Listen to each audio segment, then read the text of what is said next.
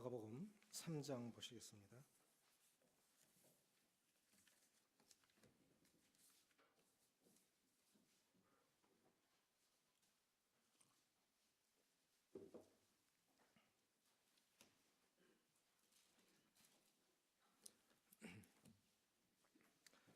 마가복음 3장 1절부터 6절까지 신약 57쪽 같이 읽겠습니다. 시작.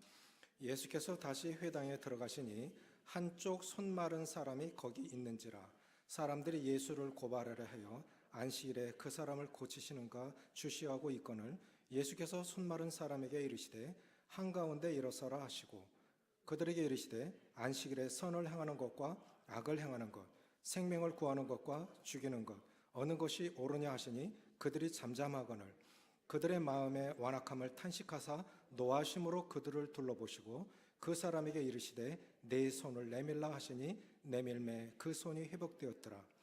바리새인들이 나가서 곧 헤롯 왕과 함께 어떻게 하여 예수를 죽일까 의논하니라. 생명을 살리는 사람과 죽이는 사람이라는 제목으로 말씀을 드리겠습니다. 일부 시간에 학생 교사들 말씀 시간에 제가 질문을 하나 했습니다. 학생들도 건강검진 받습니까? 역시 의료 관계된 분은 정확히 아시네요. 그래서 궁금했어요. 학생들도 건강검진을 받을까 궁금해서 질문을 했습니다. 오늘 말씀하고 관계가 있기 때문에. 그랬더니 체육교사 행자님이 초등학교 4학년부터 가능하다는 거예요. 그래서 학생들도 중고등 학생들도 국민들이면 대한민국 국민이라면 다 건강검진을 받는구나 그렇게 알았습니다. 왜 이 말씀을 드리냐면 건강검진을 받는 것이 왜 중요하냐 하면 건강검진 자체가 우리를 낫게 해주거나 치료해 주지는 않습니다. 그러나 건강검진을 받으면 자신의 상태를 정확하게 알 수 있기 때문에 병을 예방할 수 있고 병 진행하는 걸 확산하는 걸 막을 수 있고 적절하게 치료를 할 수가 있습니다. 그렇기 때문에 건강검진은 꼭 필요한 것이고 그래서 적절하게 건강검진을 받으면 국민들이 건강검진을 받으면 의료보험공단에서도 비용을 줄일 수가 있습니다. 적절하게 치료를 받을 수 있다면 국민들이 그렇게 해준다면 굉장히 중요한 거죠. 국민들 건강해야 나라가 건강하지 않겠습니까? 그러면 영적인 건강은 어떻겠습니까? 우리가 몸은 정기적으로 건강검진을 받습니다. 그러면 우리의 영적인 건강은 어떻게 진단을 받습니까? 이건 더 중요한 것이라고 생각이 되집니다. 내 건강 상태는 어떤지. 이게 사람을 죽이는 것이요. 총과 칼로만 죽이지 않습니다. 싸움이라는 게 총칼 가지고만 싸우는 것이 싸움이 아닙니다. 우리 기싸움을 할 수가 있죠. 말싸움 할 수가 있죠. 우리 영적인 싸움도 할 수 있고 사람을 죽이는 것이 칼로 총으로만 죽이는 게 아닙니다.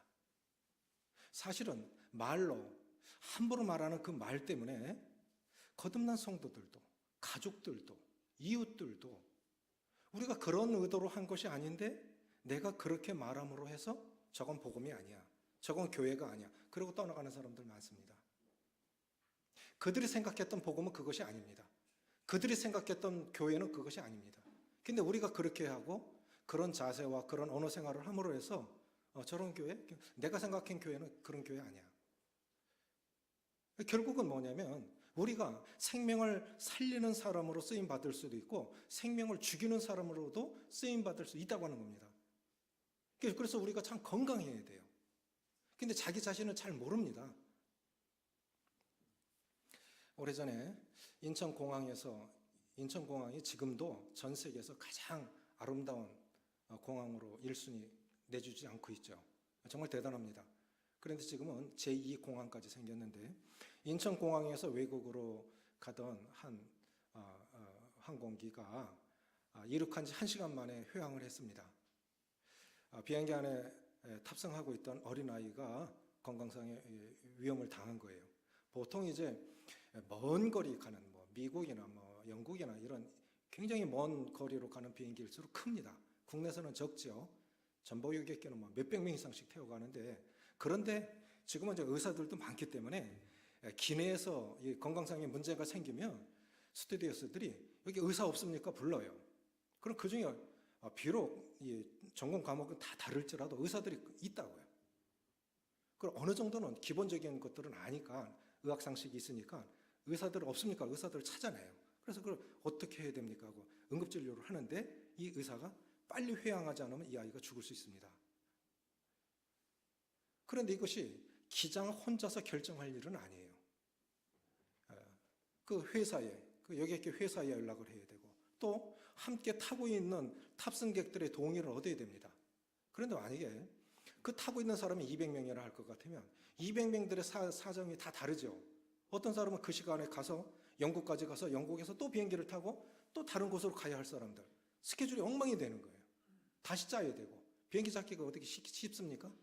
또 그 시간에 만나기로 한 바이어, 사업가들은 시간이 돈입니다.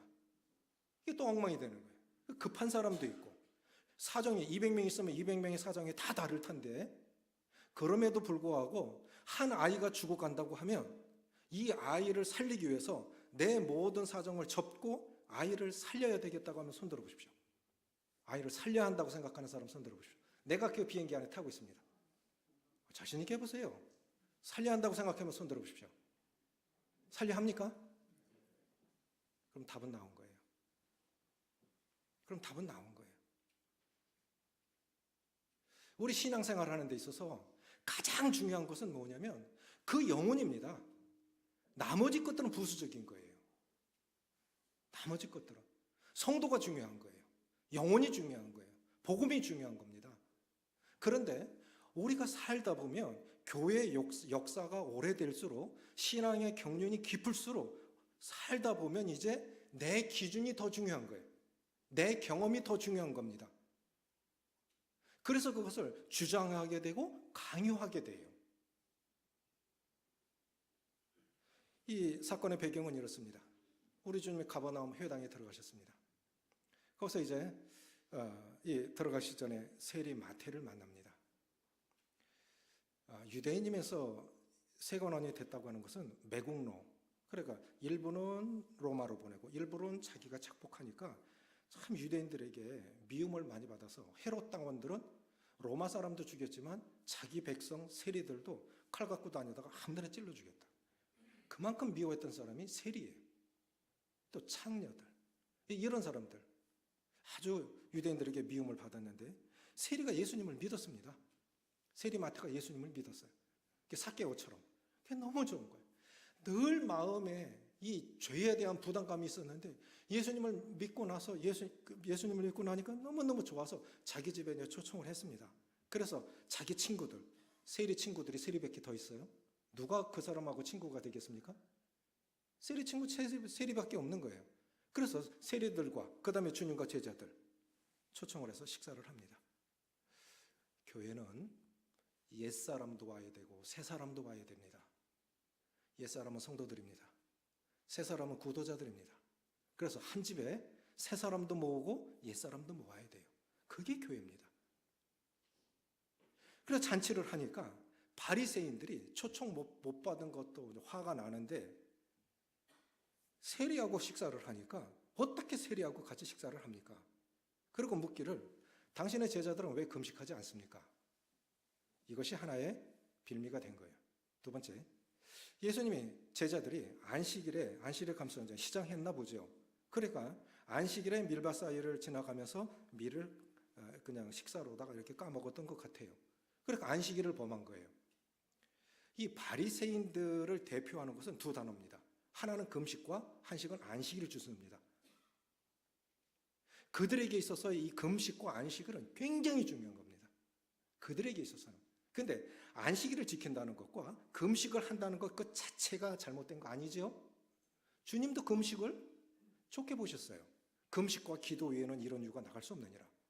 이 문제는 뭐냐면, 우리가 그냥 생각해야 돼요. 건강검진, 영적인 건강검진을 이렇게 생각하는, 내 모습 속에 바리새인의 모습은 없냐는 거예요. 여기서 주님께서 안식일에 사람을 살리는 것과 죽이는 것, 선을 행하는 것과 악을 행하는 것, 어느 것이 옳으냐? 이거는 바로 바리새인들 너희가 지금 살아가는 게 맞냐? 이거거든요. 그런데 그런 모습들이 내 모습 속에서도 나는 못 느끼고 살아가지만 내 모습 속에서도 바리새인의 모습이 있다는 겁니다. 우리가 못 느끼고 살아가는 거죠. 금식은 유대력으로 우리 음력 1월 1일이 구정이죠. 유대인들에게 6월절이 유대력으로 1월 1일입니다. 그래 유대력으로 7월 10일 대속주일에 금식은 율법에서 말하는 금식은 1년에 딱 한 번, 대속주일에 한 번 금식하도록 성경에서 말씀하고 계십니다. 물론 비상시에 국가 재난이나 전쟁이 났거나 국가 비상시에 또 금식할 수 있습니다. 국가적으로 기도할 수 있죠. 또 개인적으로 금식할 수 있습니다. 그건 개인 사정입니다. 그런데 신구약 중간기 말라기 이후부터 세례 요한이 우리 주님을 선포할 때까지 회개하라 천국이 가까웠느니라. 우리 주님 오실 때까지 말라기부터 예수님 오시기 그 중간기를 약 400년간의 신구약 중간기라고 말합니다. 선지자가 없어요. 말씀이 없었어요. 400년 동안. 이 침묵 기간이라고 이야기를 하는데 그 기간에 유대인들이 나라를 회복하고 하나님의 말씀과 유대인의 정통성을 세우기 위해서 우리가 경건하게 살자라고 하는 운동이 일어납니다. 그것이 하시딤이라고 하는 경건한 부류의 사람들이 이런 운동을 일으켜요. 좋은 거죠.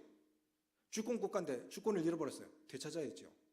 선민인데 이렇게 나라를 회복하고 또 진리를 지키고 이 좋은 정통성을 지키자. 그래서 경건한 무리들이 일어나는데 그것이 하시딤이라고 하는 사람들인데 그 정신을 이어받은 후예들이 바리새인들이에요. 그 자체는 좋은 겁니다. 그런데 살다 보니까 이들이 어떻게 변했느냐면 이 금식이라고 하는 것을 1년에 한 번 금식해서 되겠냐? 2번 하자. 한 달에 한 번 하자. 아니지. 일주일에 한 번은 해야지. 어디까지 갔냐면 일주일에 2번 금식을 합니다. 여쭙겠습니다. 금식 자체가 경건의 척도입니까? 아닙니다. 아닙니다. 성경 많이 읽는 것이 경건의 척도입니까? 아닙니다. 저도 12번씩 연중 12번 읽으려면 한 달에 한 번씩 한 달에 일독 하려고 그러면 성경을 200페이지, 300페이지씩 읽어나가야 됩니다. 하루에. 그런데 그것이 경건의 척도가 아닙니다. 유대인들은 왜 이렇게 됐을까요? 금식이 경건의 척도가 아닙니다. 안식일 왜 주신 겁니까? 어느 분이 그렇게 말씀하셨어요. 에디슨이 전기를 만들어놔서 인류가 이렇게 불편하다. 밤에 잠을 자야 되는데 안 자요. 자라고 밤을 주신 건데 전기부 들어와서 안 잤다 이거예요. 좋은 것도 많죠. 얼마나 편리합니까 전기가. 이들은 안식일을 지키는데 자기들이 성경에서 말씀하신 안식일에 대한 본질이 아니라 그것을 형식을 자꾸 사람이 더해 가니까 유대인들이 안식을 지키는 것은 어느 정도의 수준이냐면 모이면 한 형제님이 미국을 가셨는데 유대인 집을 방문을 하신 것 같아요. 그런데 그 유대인이 미국은 굉장히 더운 나라인데 아침에 에어컨을 눌러야 하는데 히터를 누른 거예요. 그런데 한 번 누른 걸 2번 누르면 일이 되는 거예요. 못 눌렀습니다. 그럼 그 집 어떻게 됐겠습니까? 쪄 죽어요. 여름에 히터를 눌러놨으니까 어떻게 됐겠습니까? 대단하죠. 그리고 몇 그램 이상을 들으면 노동이 되는 거예요. 몇 킬로 이상을 걸어가면 노동이 되는 거예요. 사람을 살려내는 것도 노동입니다. 자, 주님이 근본을 물으셨습니다. 안식일에 사람을 살리는 것이 맞냐, 죽이는 것이 맞냐? 근데 이런 걸 거죠. 예루살렘에서 여리고로 내려가다가 강도 만난 사람 거반 죽었다. 놔두면 죽는다는 거예요. 이것이 방치도 법에 적용됩니다. 방치도. 살려야 도움을 줘야 했었는데 나 몰라. 이렇게 돼버린 거예요.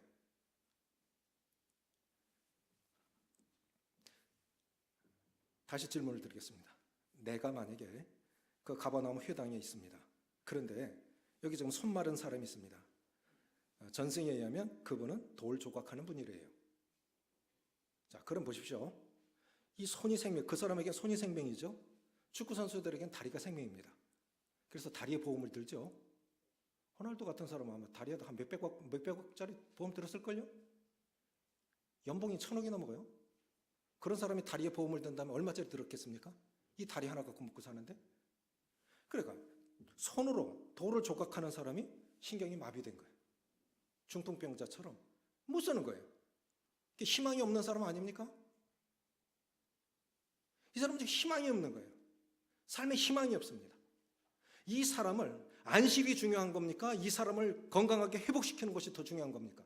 어느 것이 중요한 것입니까? 이 사람을 살려내는 게 중요한 거예요.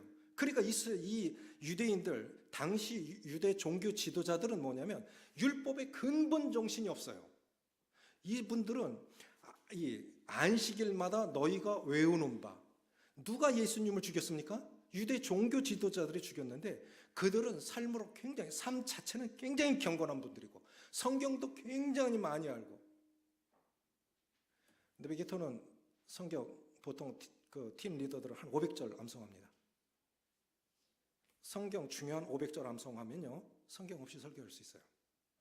그런데 받침자, 니은, 기억, 받침자 하나 틀리면 1,000원씩 벌금을 내야 돼. 중요한 게 그게 아니에요. 성경을 많이 본다, 암송을 많이 한다, 그건 자기에게 굉장히 축복입니다.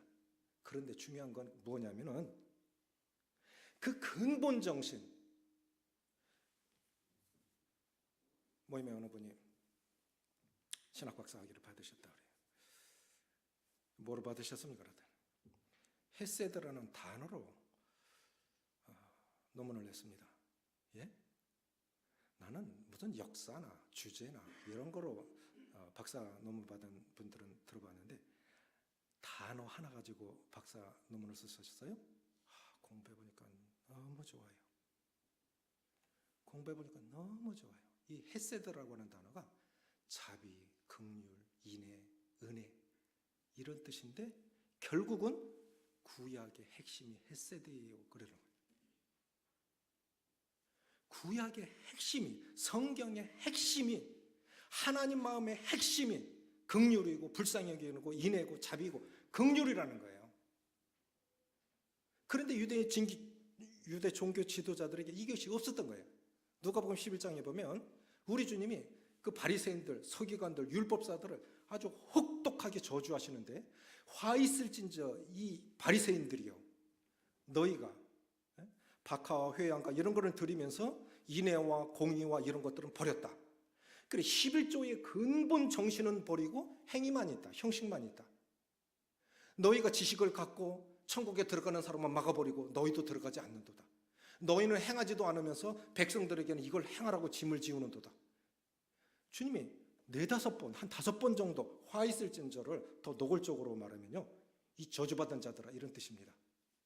주님이 간음 중에 잡힌 여인도 정죄하지 않으셨는데 유대 종교 지도자들은 저주하셨어요. 책망하셨어요. 이게 왜 그렇게 하셨을까? 결국은 뭐냐면 하나님을 바르게 전달해야 할 그러한 직분을 가진 사람들이, 말씀으로 사람을 치유하고 회복하고 하나님 앞에 세워야 할 하나님의 말씀을 가진 사람들이 하나님 말씀에 대한 근본 핵심을 모르고 엉뚱하게 자기 기준으로 그렇게 하니까 결국은 하나님을 방해하고 사람을 살리는 게 아니라 사람을 죽이는 일을 하니까 주님이 그들을 진노하신 거예요. 이 본문에도 보면 주님이 사람을 살리는 것이, 여기 좀 손 많은 사람이 있는데 이 사람은 지금 희망이 꺾인 거 아닙니까? 삶에 의미가 없어요. 그 사람은 그 손을 가지고 전날처럼 돌을 조각해서 그렇게 살아가야 할 수입도 있지만 그것이 생의 보람이 아니겠습니까? 근데 이런 사람을 안식일에 사람을 병 고치는 게 맞냐? 안식일을 지키기 위해서 그냥 내버려 두는 게 맞냐? 양심이니까 말을 안 해요. 양심 있으니까 말을 안 합니다. 그리고 마지막에는 예수님을 어떻게 하면 죽일까? 원래 바리새인들과 헤롯 땅은 헤롯이 이두메 사람 아닙니까? 에돔 족속이라고 해요. 어떻게 야곱 족속과 에서 후손이 같이 결합할 수 있습니까? 평상시는 앙숙이에요. 그런데 예수를 죽이자고 하는 데는 합의한 겁니다. 그게 뭐냐면 양심이 이제 화인 맞은 거예요. 목적을 위해서는 타협할 수 있다는 거예요. 그렇다고 하면 왜 바리새인들은 이렇게 됐을까? 바리새인들은 왜 이렇게 됐을까? 이거를 이제 살펴봐야 됩니다. 첫 번째는 여기 보십시오. 5절 같이 읽습니다. 4절 5절 같이 읽습니다. 시작. 그들에게 이르시되 안식일에 선을 행하는 것과 악을 행하는 것, 생명을 구하는 것과 죽이는 것 어느 것이 옳으냐 하시니 그들이 잠잠하거늘 그들의 마음에 완악함을 탄식하사 노하심으로 그들을 둘러보시고 그 사람에게 이르시되 내 손을 내밀라 하시니 내밀매 그 손이 회복되라. 첫째는 뭐냐면 이 바리새인들이 왜 이렇게 됐을까? 첫째는 완악함 때문입니다. 그 완악함의 그 원어를 찾아보니까 문자적으로 완악함이라는 건 돌덩이처럼 되다라는 뜻입니다. 우리 간이 부드러워야 되는데 질병이 오면 간 경화가 오지 않습니까? 간이 돌덩이처럼. 그런데 간은 90% 죽을 때까지 못 느낀다네요. 90%가 죽을 때까지 못 느낀대요. 그런데 참 희한한 게요. 우리나라 의료기술 세계 1위예요 거의.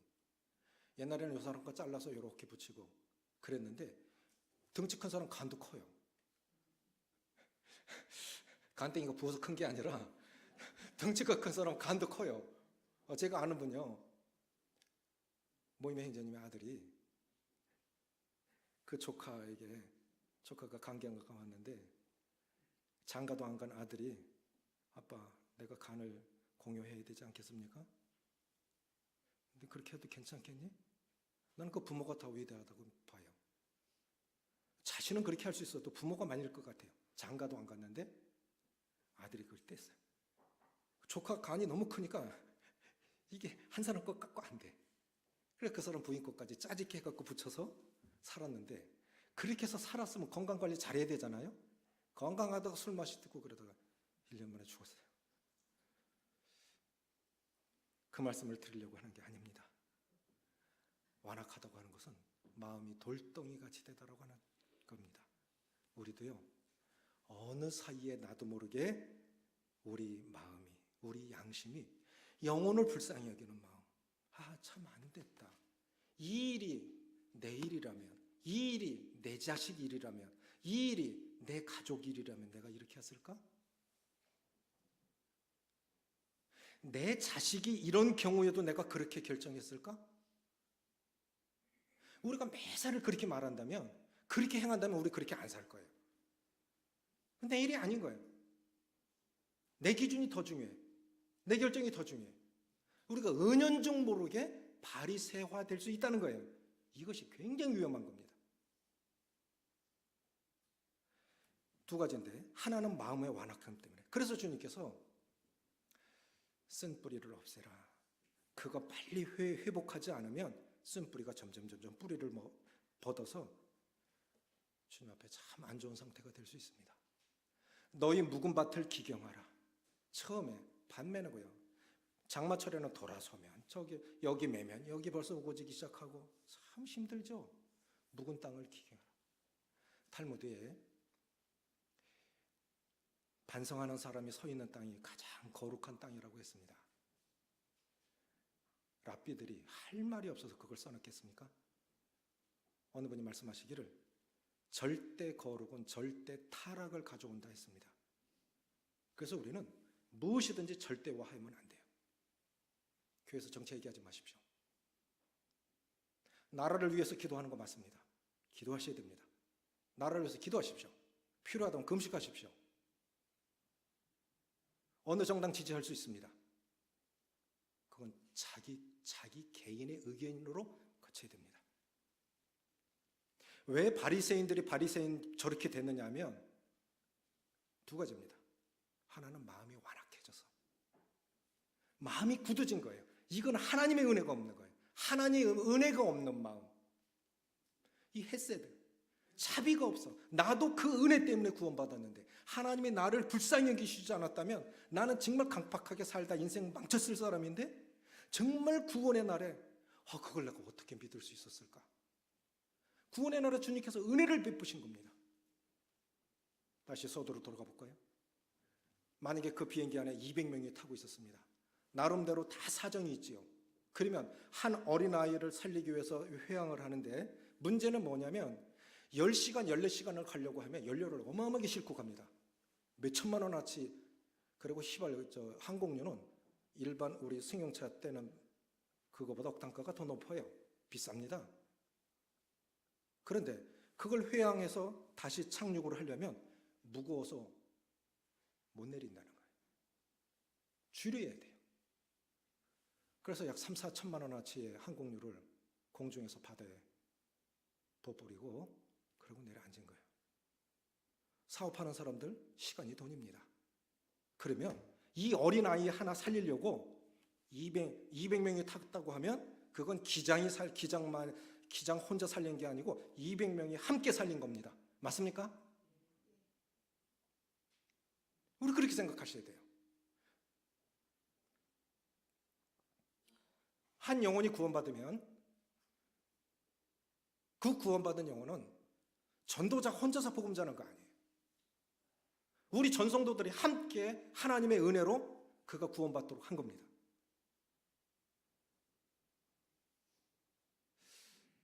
두 가지입니다.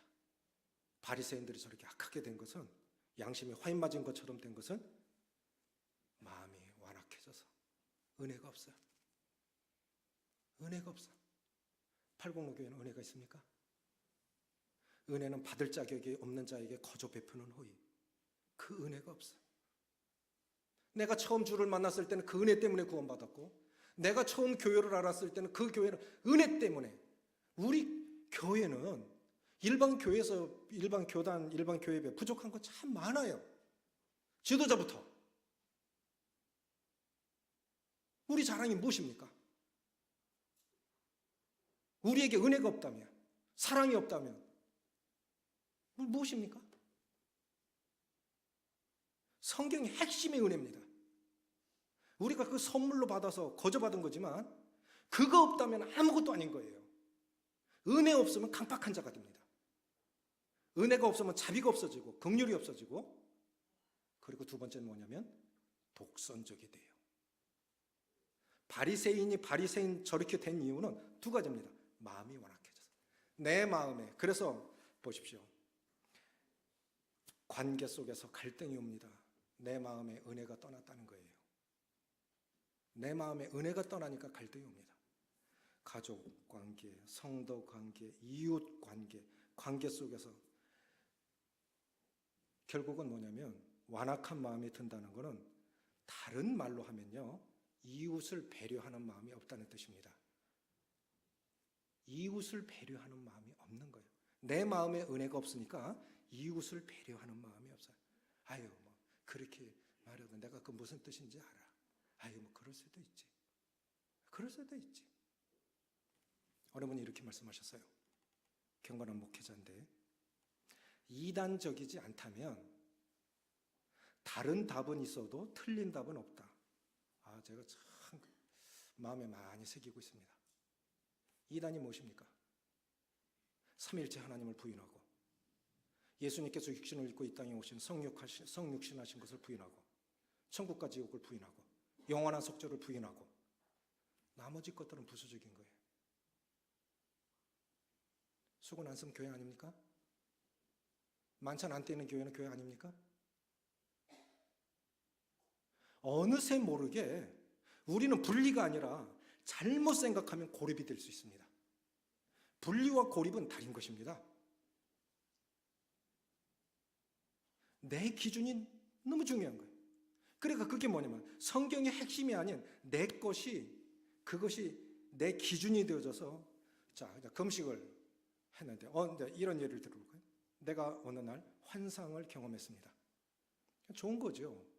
사도행전 16장에 보면 사도 바울이 마게도냐로 건너오라 하는 이런 환상을 보고 가지 않습니까? 근데 그것은 사도 바울 혼자서 경험한 거지 동역자들, 일행이 경험한 거 아니에요. 그런데 그럼 사도 바울에게 그렇게 환상을 보여주셨다면 그 주님의 뜻이지 하고 일행이 같이 분별하고 따라갑니다. 그래서 유럽 선교가 시작이 되어집니다. 그런데 그렇게 특별한 경험을 했습니다. 그러면 그거는 자기만의 경험으로 그쳐야 되는 거예요. 그 좋은 경험입니다. 그러나 그것이 너는 이런 거 경험 못했어? 그게 신앙이야? 이렇게 어떠한 것을 주장하고 강요하면 그것이 독선적인 것입니다. 무엇이 독선적이라고요? 주장하고 강요하면 그게 독선적인 것입니다. 우리나라 사람들은 정말 정치에 관심이 많아요. 베트남 가니까 남자들은 테이블에 앉아서 커피 마시고 있고 여자들은 일하러 간대요. 그럼 남자들 커피 마시면서 뭐 합니까? 나라 걱정하고 축구 얘기하고 그래요. 행복한 국민들이네. 대통령을 할 일 없겠다.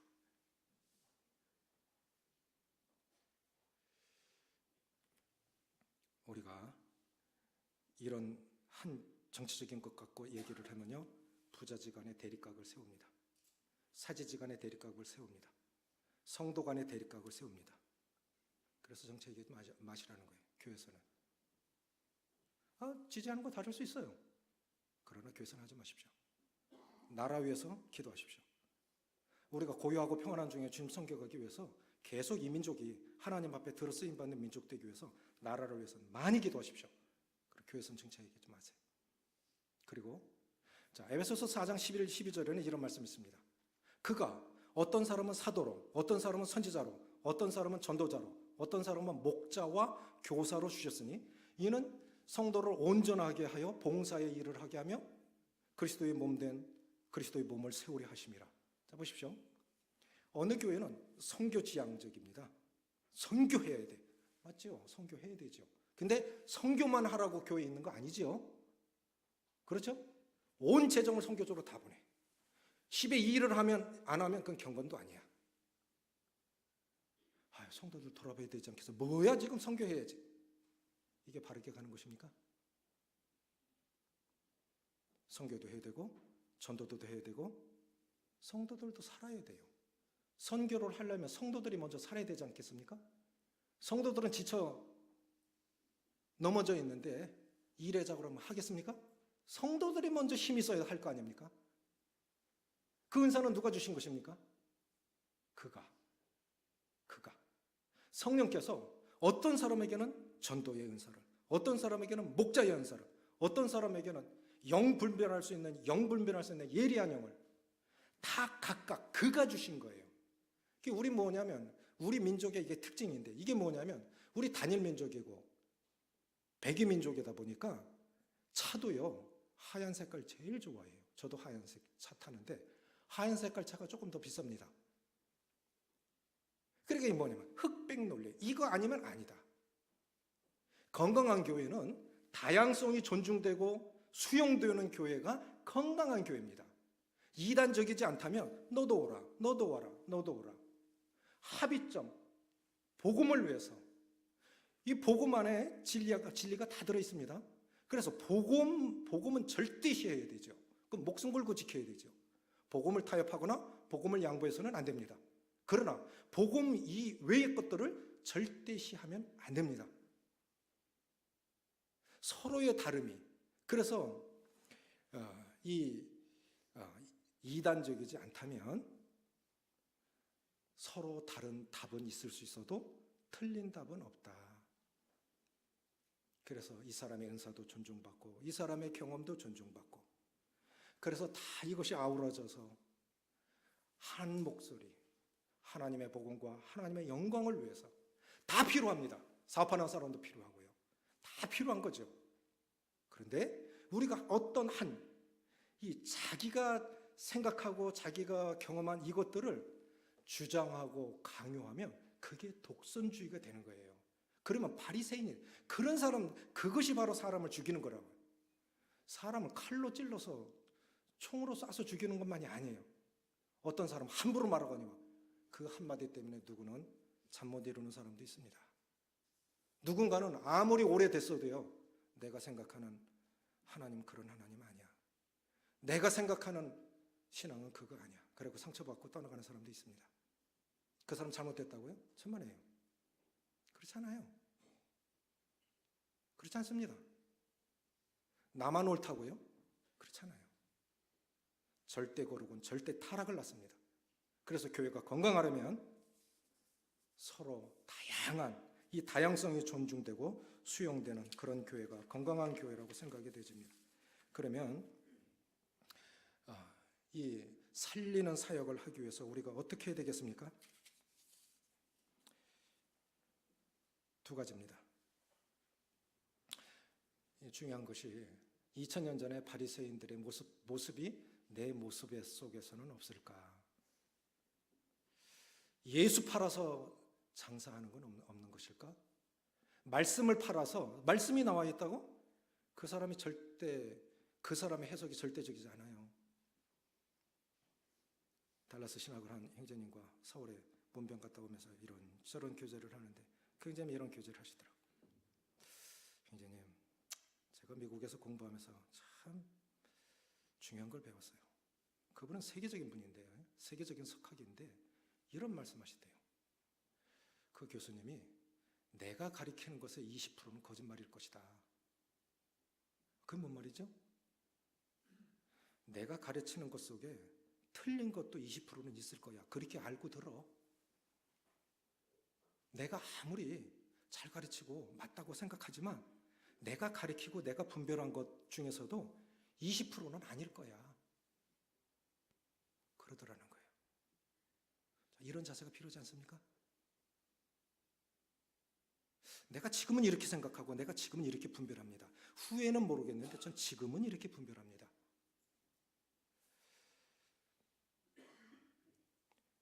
사도 바울이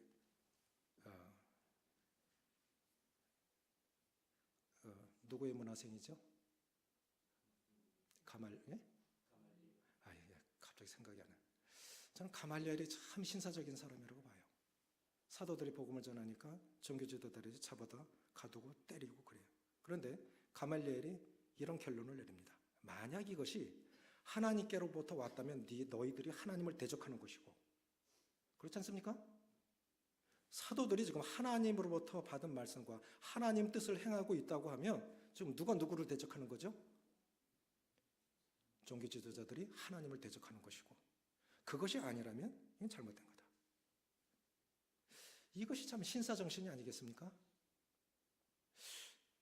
우리가 뭔가를 분별할 때도 이 영원한 진리가 아닌다면은 이분은 이렇게 분별하시고 이분은 이렇게 분별하시고 저분은 저렇게 분별하시는데 나는 이런 분별을 지지합니다. 이것이 신사적입니다. 그렇게 생각하셔야 돼요. 생명 살리는 사역은 두 가지라고 생각이 되집니다. 첫째는 기꺼이 이웃의 친구가 되어 주십시오. 자, 죽이는 사람들이 바리새인들. 그럼 바리새인들은 왜 이렇게 됐느냐? 마음이 완악해져서 은혜가 없어요. 두 번째, 독단적이다. 내가 경험한 것, 내가 분별한 것, 이것을 절대시하니까 독단적인 사람들이 됩니다. 어울리는 사람이 없어요. 그럼 생명 살리는 사역은 첫 번째, 기꺼이 이웃의 친구가 되는 것입니다. 마태복음 9장 10절을 보면 건강한 자에게는 의원이 쓸데없고 병든 자에게라야 쓸데있느니라. 내가 의인을 부르러 온 곳이 아니요 죄인을 불러 회개시키러 왔노라. 우리 다 죄 많은 사람들 아닙니까? 공부를 한 사람들이 하는 얘기가 뭐냐면 이 지식 세계가 얼마나 무한합니까? 이 하나님의 세계가 얼마나 무한합니까? 우리가 알면 얼마나 압니까? 우리가 경험했으면 얼마나 해봤습니까? 남이 안 한 경험을 내가 안다고요? 천만의 말씀이에요. 우리는 그 인생 살아가면서 아주 지엽적인 조금 알고 조금 경험했습니다. 근데 그걸 가지고 다른 사람 평가하고 분별하고 정죄하고 이것이 사람을 죽이는 거예요. 그 사람이 만약에 위로를 얻고 비록 세상에서는 공고한 삶을 살지라도 교회 안에서 말씀 안에서 위로받고 교회가 행복해.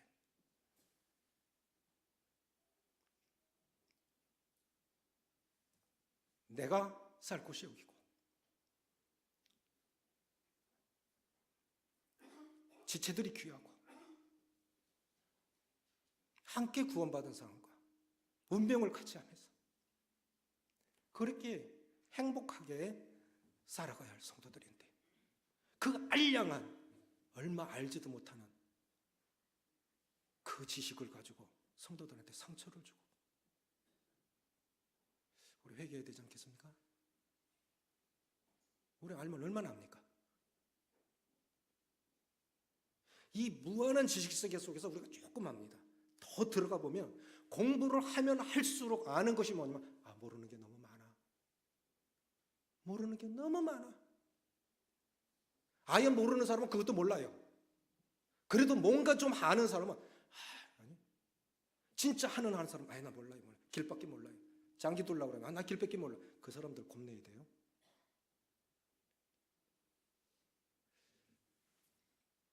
이웃의 친구가 되려면 이웃을 배려하는 마음을 가지십시오. 그 자체를 논하기보다 참 안 됐다. 그게 이제 주님의 마음이 아니겠습니까? 이웃을 배려하는 마음을 가지면 우리 언어, 행동은 달라질 거예요. 내가 저 처지라면 어떻게 했을까? 나도 어려운 때를 지났잖아. 나도 어려웠었던 적이 있잖아.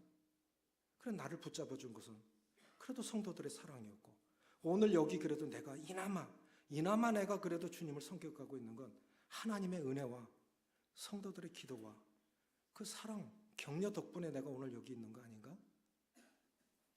이웃의 친구가 되어주십시오. 그게 살리는 사역입니다. 두 번째는 뭐냐면 그에 따르는 대가를 지불할 각오를 하십시오.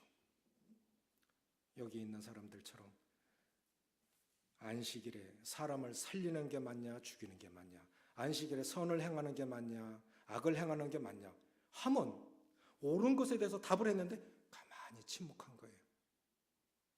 그냥 따라가겠다는 거죠. 분위기를 따라가겠다고 하는 거죠. 그건 아니라고 봅니다. 우리 양심은 성령께서, 그래서 양심이 항상 옳은 거 아니에요. 화인 맞은 양심도 있고요.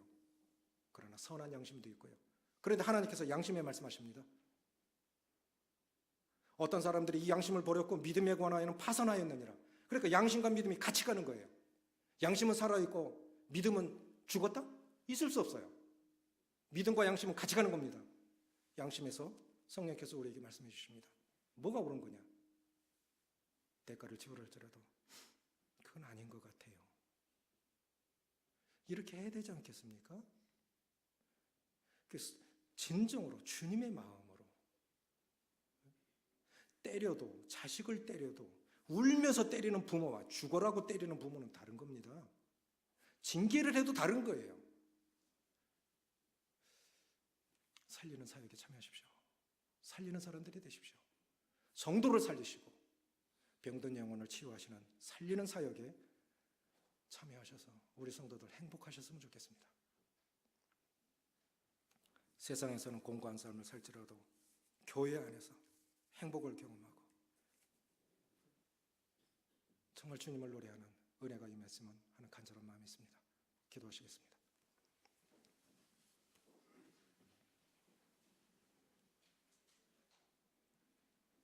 아버지 하나님,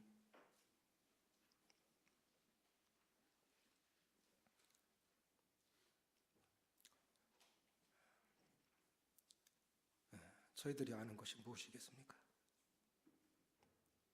무엇을 안다고 할 수 있겠습니까? 저희들이